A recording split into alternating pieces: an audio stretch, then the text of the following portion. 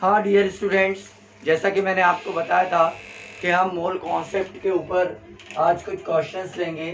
तो मैंने इसके पहले डेफिनेशन बताया था आपको कि a mole of a substance, a mole of a substance, किसी भी सब्सटेंस का 1 मोल इज इक्वल टू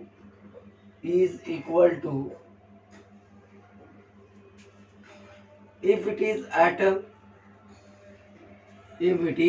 अगर वो एटम है, atom equal to gram atomic mass,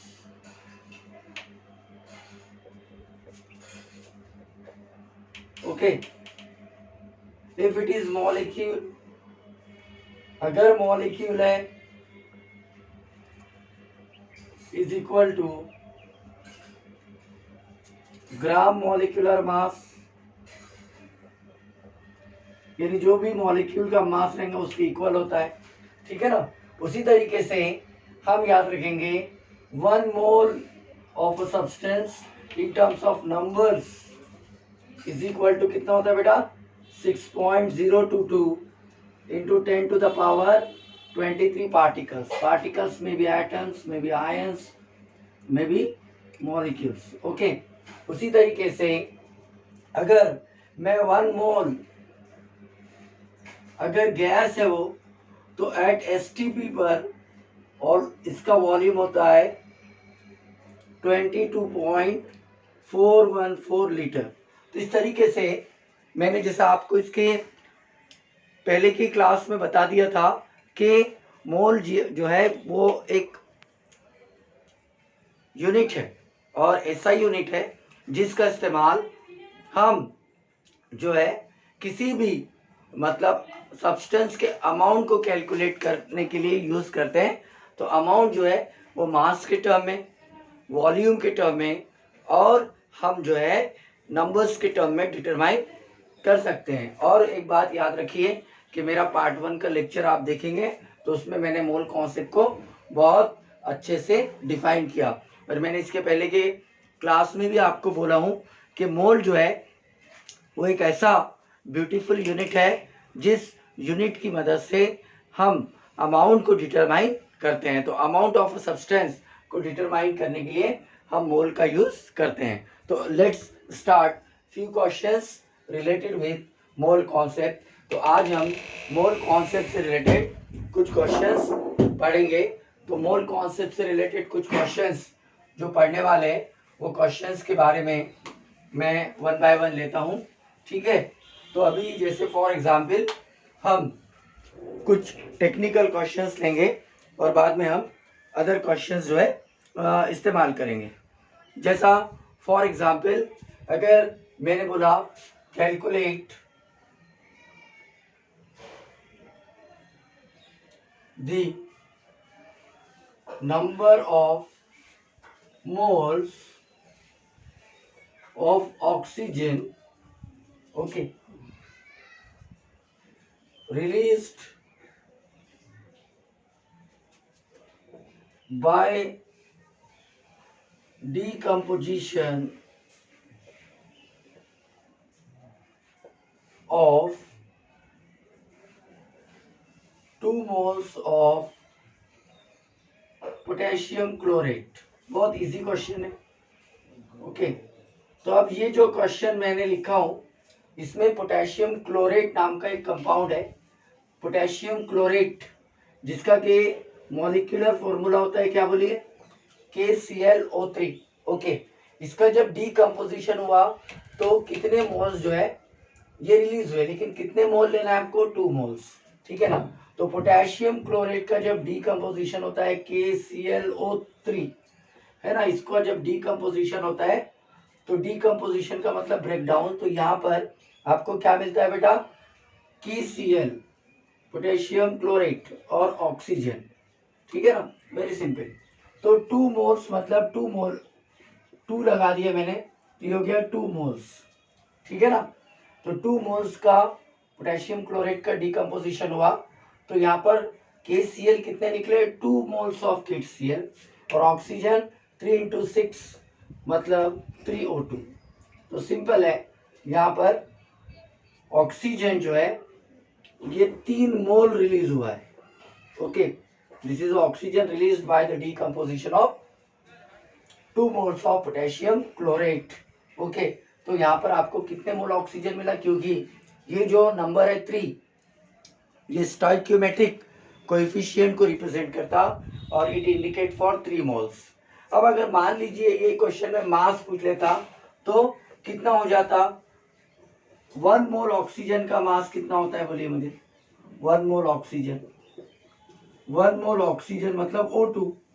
okay, और किसी भी सब्सटेंस का मोल मतलब उस अगर मॉलिक्यूल है तो उसके मॉलिक्यूलर मास के इक्वल होता है ग्राम मॉलिक्यूलर मास। तो ऑक्सीजन का, एक ऑक्सीजन का 16, दूसरे ऑक्सीजन का 16, ये कितना हो गया 32 ग्राम, आई एम सॉरी, है ना, ये हो गया 32 ग्राम। तो यहाँ पर कितने मोल्स है बेटा, 3 मोल है, तो 3 into 32 that is how much, it is how much gram. Okay, मैं यानी एक टेक्निकली बता रहा हूँ आप लोगों को। 3 इंटू 32 यानी 96 ग्राम, मतलब जो 3 मोल ऑक्सीजन रिलीज हुई है पोटेशियम क्लोराइड के डीकम्पोजिशन से, वो एक्चुअली 96 ग्राम के इक्वल है, क्योंकि 1 mole is equal to gram molecular mass of any substance. Okay, मैं राइट, ठीक है ना। तो ये भी हमको बहुत ही इजीली याद रखना है। अगर मान लीजिए पार्टिकल पूछता है तो नंबर ऑफ O2 मॉलिक्यूल्स कितने रिलीज हुए भाई, ठीक है ना। तो हम क्या करेंगे, जो नंबर ऑफ मोल्स है ना, क्योंकि हमको टोटल नंबर्स निकालने का है, नंबर ऑफ ऑक्सीजन रिलीज्ड निकालने का है। मान लीजिए एक मैं टेक्निकली बता रहा हूँ, तो number of moles of oxygen multiplied by Avogadro's number, इससे आप मल्टीप्लाई कर देना। तो नंबर ऑफ ऑक्सीजन के कितने मोल्स है बोलिए आप, 3 मोल्स है। ओके, और एवोगैड्रोस नंबर का वैल्यू कितना होता है 6.022 इंटू 10⁻23। तो इस तरीके से हम इस क्वेश्चन को टेक्निकली कर सकते हैं। तो 3 इंटू कितना हो गया बेटा 6.022 इंटू 10⁻23 मॉलिक्यूल्स। तो यहाँ पर मैंने तीनों कॉन्सेप्ट में आपको बताया कि आप मोल्स के टर्म में भी कैलकुलेट कर सकते हैं, मास के टर्म में भी कैलकुलेट कर सकते हैं, और नंबर ऑफ मॉलिक्यूल्स के टर्म में भी कैलकुलेट कर सकते हैं, ठीक है ना। तो this is a question which is related with the mole concept, ठीक है ना। अभी हम यहाँ पर और आगे जाते हैं, ठीक है, और आगे जाते हैं।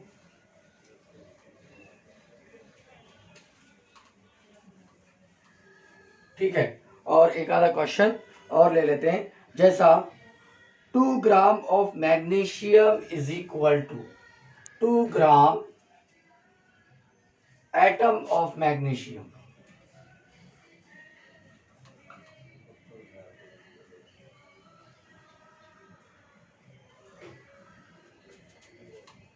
Is equal to dash. देखो, हमको 2 gram atom of magnesium calculate करने का है। तो अभी अपने को मालूम होना चाहिए, मैंने कहा कि ग्राम एटॉमिक मास किसी भी सब्सटेंस का, क्या बेटा, ग्राम एटॉमिक मास किसकी इक्वल होता है, जो भी एटॉमिक मास होता है एनी सब्सटेंस का इन ग्राम उसकी इक्वल होता है 1 ग्राम एटॉमिक मास किसके बराबर होता है बोला मैंने, 1 ग्राम एटॉमिक मास, जो भी एटॉमिक मास होता है इन ग्राम उसके इक्वल होता है। तो 1 ग्राम एटॉमिक मास, 1 ग्राम एटॉमिक मास अगर मैं मैग्नीशियम का आपको पूछूं तो कितना होगा बेटा, 1 gram atomic mass is equal to atomic mass of magnesium in gram. Magnesium का एटॉमिक मास कितना होता है बोलिए 24 ग्राम। इसके कितना होता है बोलो 24 ग्राम ऑफ मैग्नीशियम। तो आपको कितने ग्राम एटम के लिए पूछा, 2 ग्राम एटम ऑफ मैग्नीशियम। तो जाहिर सी बात है therefore 2 gram atom of magnesium is equal to कितना हो जाएगा बोलिए आप 24 into 2 that is how much 48 gram. कितने ग्राम के बराबर हो जाएगा बेटा 48 ग्राम के बराबर हो जाएगा। अगेन यू रिमेंबर किसी का भी 1 ग्राम एटॉमिक मास उसका जो भी एटॉमिक मास इन ग्राम है उसके इक्वल होता है। तो 1 gram atomic mass of magnesium अगर मैं ले रहा हूँ ठीक है ना तो वो 24 ग्राम ऑफ मैग्नीशियम के बराबर होता है। तो 2 ग्राम एटॉमिक मास ऑफ मैग्नीशियम है ना 2 ग्राम एटॉमिक मास ऑफ मैग्नीशियम है ना या 2 ग्राम एटम ऑफ मैग्नीशियम भी लिख सकते 2 ग्राम एटम भी लिख सकते don't be confuse 2 gram atom of magnesium ये 24 इंटू क्या हो जाएगा 2 है ना। जैसे 1 ग्राम एटम ऑफ एटम है ना 1 ग्राम एटम किसी भी 1 ग्राम एटम का जो भी मास होता है वो एटॉमिक मास के बराबर होता है। तो 1 gram atomic mass of magnesium या 1 ग्राम एटम ऑफ मैग्नीशियम है ना इन टर्म्स ऑफ मास ठीक है ना 24 ग्राम के इक्वल हो गया। तो 2 ग्राम एटम ऑफ मैग्नीशियम कितना हो गया दुगना हो गया। वेरी सिंपल है कि तो you can write in this way तो नोट डाउन इट ठीक है ना। तो यहाँ पे 2 ग्राम एटम ऑफ मैग्नीशियम के बारे में पूछा है ठीक है ना बेटा। It's a very easy and simple questions ठीक है। हम यहाँ पर एक और सिंपल सा ऑब्जेक्टिव कर रहे हैं ठीक है। आपको पूछा है twice the Avogadro's number twice the Avogadro's number of twice the Avogadro's number of CO2 gas molecules carbon dioxide के गैस के molecule is equal to dash. देखो ऑब्जेक्टिव ऐसे आते हैं ठीक है ना टेक्निकली अपने को समझना पड़ता है।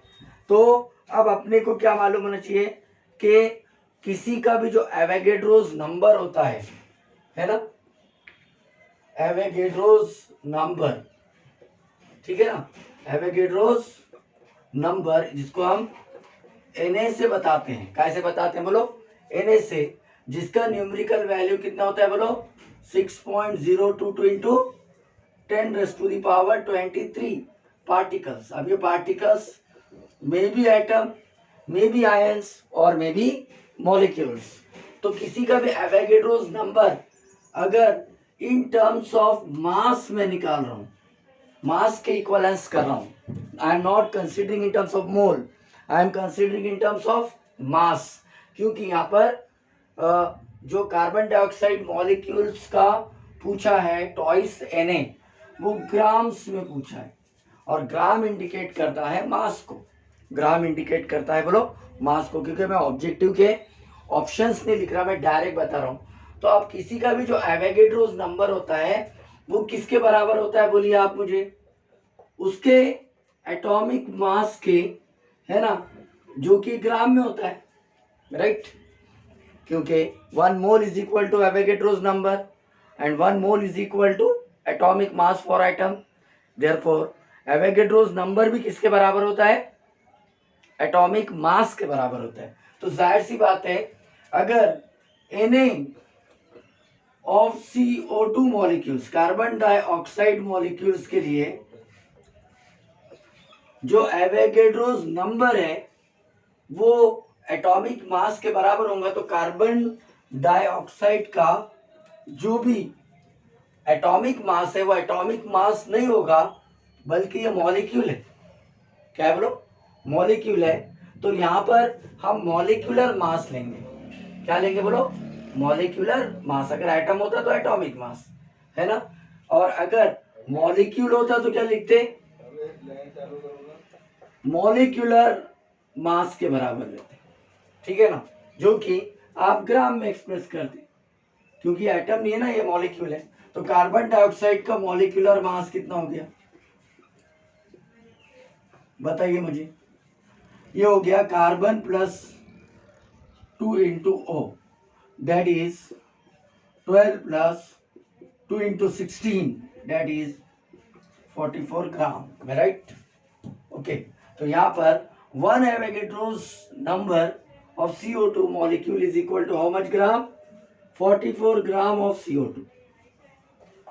सवाल कितने के लिए किया गया है, क्वेश्चंस कितने के लिए किया गया है, टॉइस देने के लिए। Therefore twice of Avogadro's number of carbon dioxide molecules is equal to कितना आएगा बोलो, 44 इंटू 2 मतलब 88 ग्राम ऑफ CO2। दुगना हो जाएगा क्योंकि एवोगैड्रोस नंबर 1 है तो मॉलिक्यूलर मास इतना है, टॉइस एन है तो दुगना हो जाएगा। Okay, very simple, write it.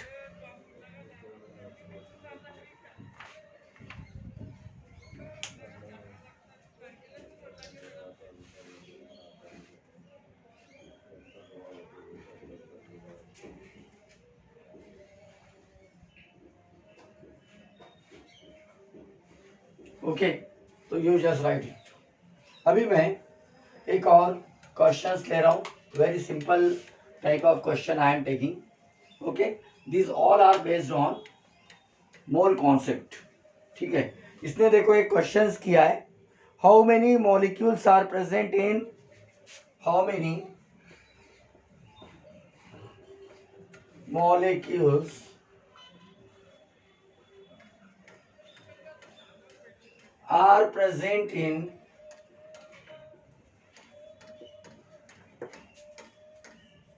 5.23 gram of glucose. ठीक है, तो इतना जब मास आपने ग्लूकोज का लिया बोलता तो कितने मॉलिक्यूल्स होंगे ग्लूकोज के।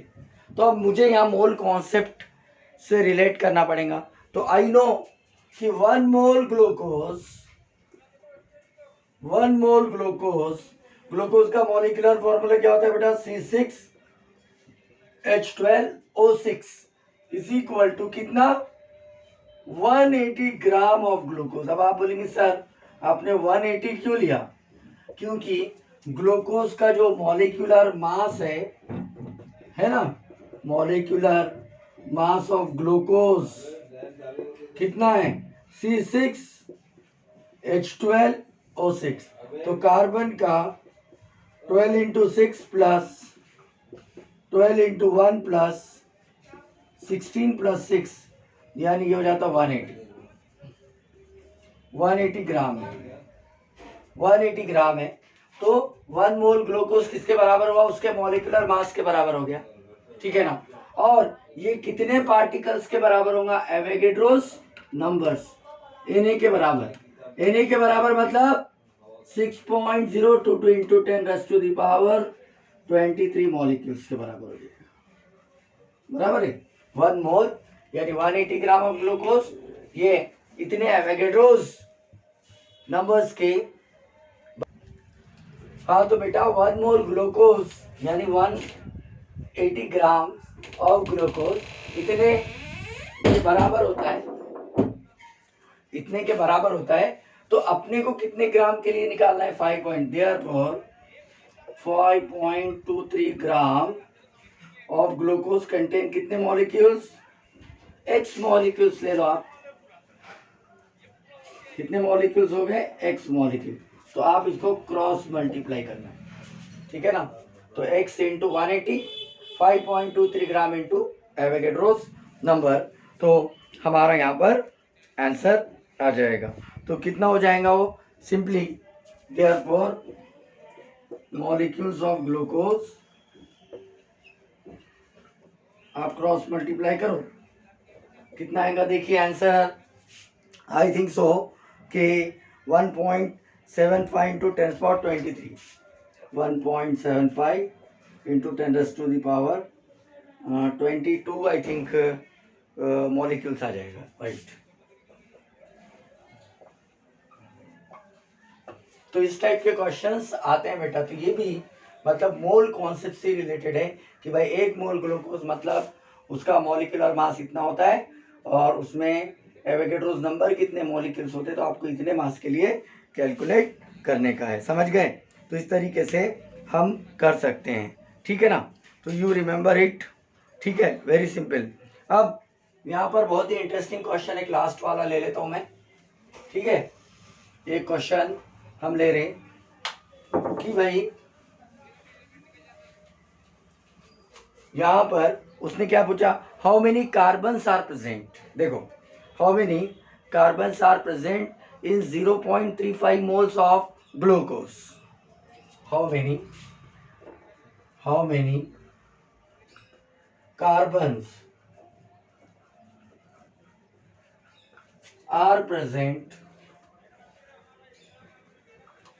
in 0.35 moles of glucose। अब ग्लूकोज का मॉलिक्यूलर फॉर्मूला क्या है रे, C6H12O6।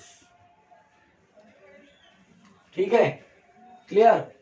तो अब आपने को ये क्या कैसा करेंगे, यहां पर यानी 1 मोल में कितने होते हैं, 1 mole of glucose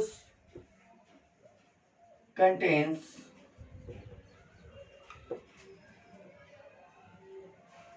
number of carbon atom. तो यहां पर हमको मालूम है 1 मोल एवोगैड्रोस नंबर के बराबर होता है, लेकिन यहां पर 6 है तो 6 इंटू एवोगैड्रोस नंबर करेंगे। 6 इंटू क्या करेंगे बोलो, Avogadro's number, you remember it. ठीक है ना, तो 6 इंटू एवोगैड्रोस नंबर कितना हो जाएगा, ठीक है ना। ये मैंने ordinary conditions 6 into Avogadro's number of carbon in glucose, ये ऐसा करना है। अगर 3 होते तो 3 से मल्टी, यहाँ पे n आता है बेटा, n means number of atoms, आप कोई भी ले सकते। हाइड्रोजन पूछता तो 12 हो जाते, ऑक्सीजन पूछता तो 6 हो जाते, तो मैंने 6 क्यों लिया, क्योंकि कार्बन 6 है। ओके, तो अभी यहाँ पर 6 इंटू, ठीक है ना। अब ये 1 मोल के लिए नहीं पूछा है, देयरफॉर 0.35 मोल ऑफ